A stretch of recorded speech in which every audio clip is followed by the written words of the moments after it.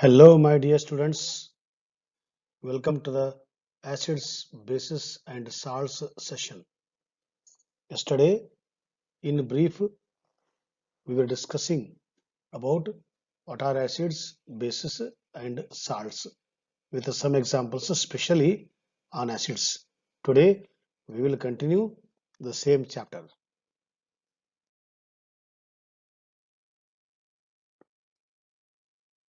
Like we individuals have certain kind of nature, likewise, every chemical substance that we come across has some nature.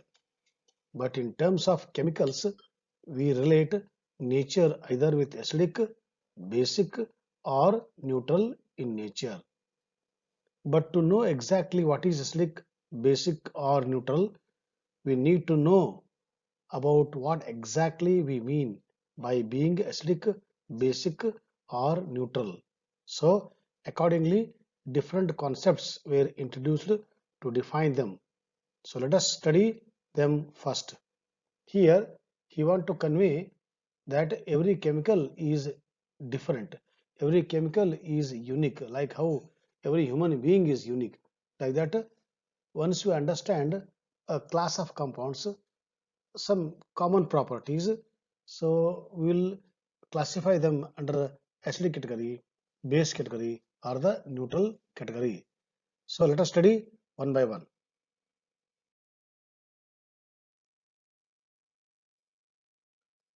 Earlier, it was thought that those substances that are sour in taste, turn blue litmus red, are corrosive, are called acids. So this was the old meaning. Whichever is sour in taste, we used to call it as a acids because acids are sour in. This is a general definition or the meaning. But nowadays, due to the development in the field of acids, bases, and salts, we come across different meanings. We will study those meanings now.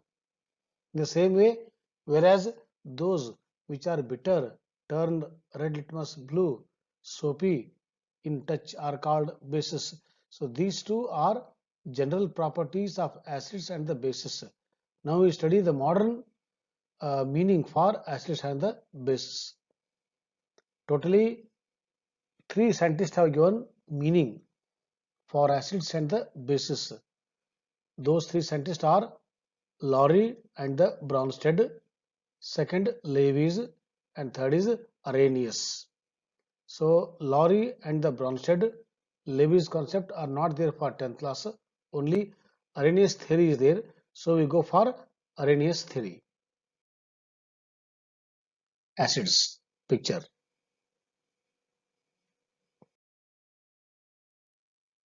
Before you go for the acid meaning, here is one caption on acids.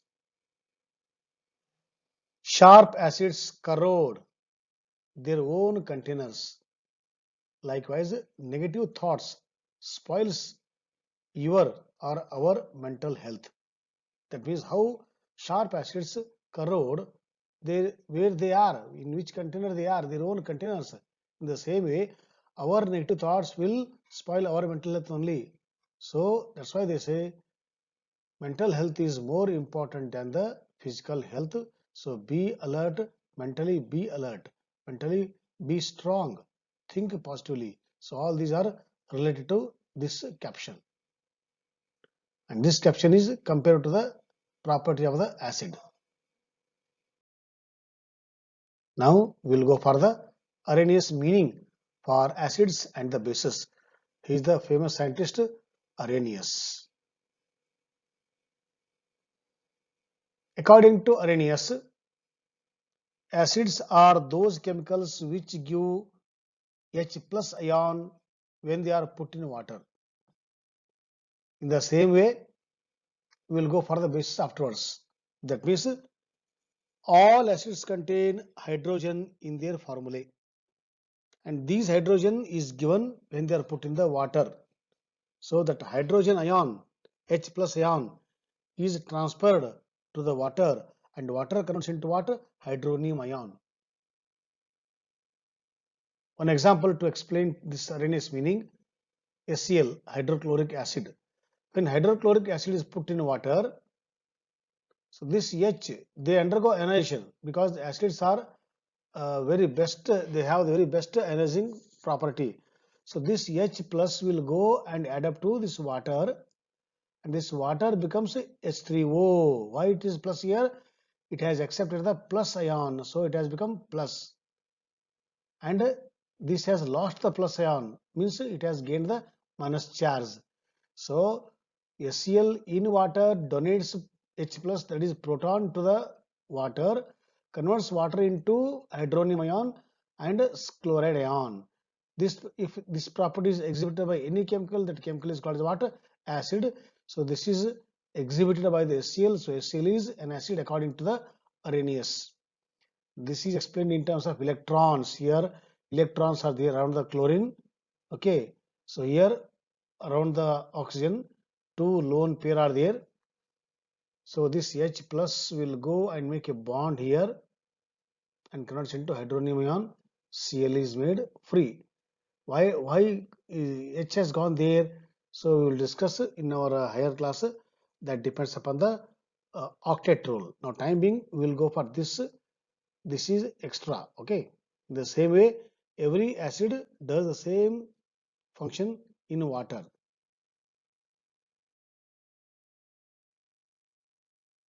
Now we'll go for the classification of acids.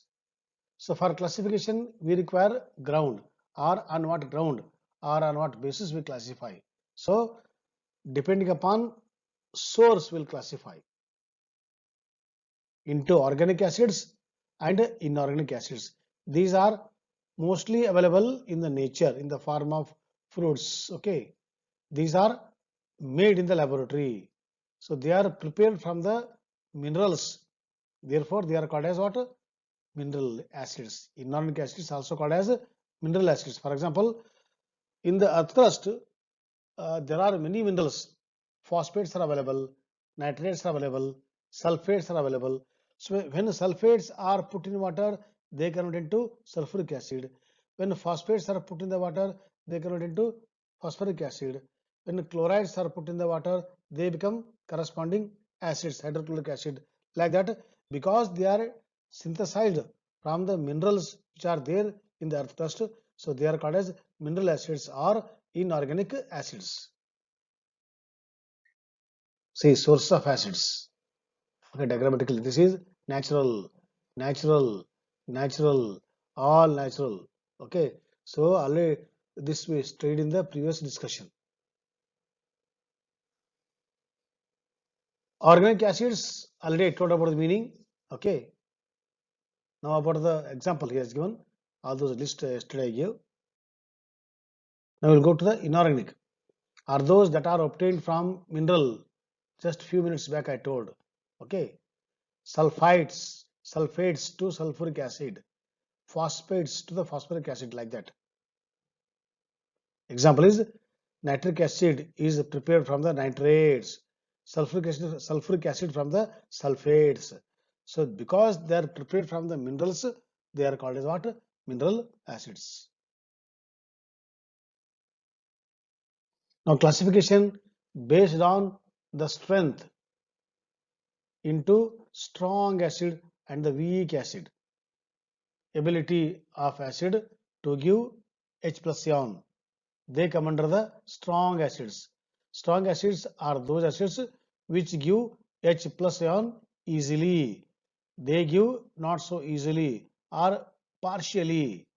So when they give partially, they are called as weak acid. Those acids which give easily, they are called as strong acids. Depend upon the ability to give, to furnish, to donate H plus ion or the proton. They are classified as strong acids and weak acids. Here are examples. All these are strong acids. They give quickly their protons in water, whereas these, they don't give so quickly. They take a lot of time. They dissociate slowly. But for them, no time gap. They are instantaneous reactions. Okay, so they are fast reactions and these are slow reactions.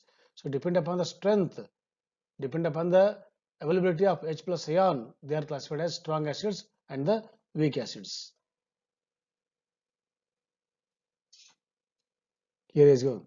Strong acid completely dissociates into hydrogen ion, same definition. Examples, weak acid. And here is important point. When weak acid is the acid that partially dissociates into hydrogen ion, there actually exists the equilibrium. Equilibrium is what? When the, for example, if weak acid gives proton, okay, and the negative ion, they will react and gives back the acid, again dissociate, again react. So a time will come where, so dissociation and the association are in the same rate. That is called as what? Equilibrium. This happens only in the case of what? Weak acids, because they dissociate weakly. So some will be undissociated, some will be dissociated. But here they dissociate completely. So no question of equilibrium. Equilibrium takes place only in the case of what? Weak acids. Now on some other round. On the basis of water content, dilute and the concentrated. Concentrated, strong. When you put water, more water, it becomes dilute. You can see here. This is the acid part. This is the water part.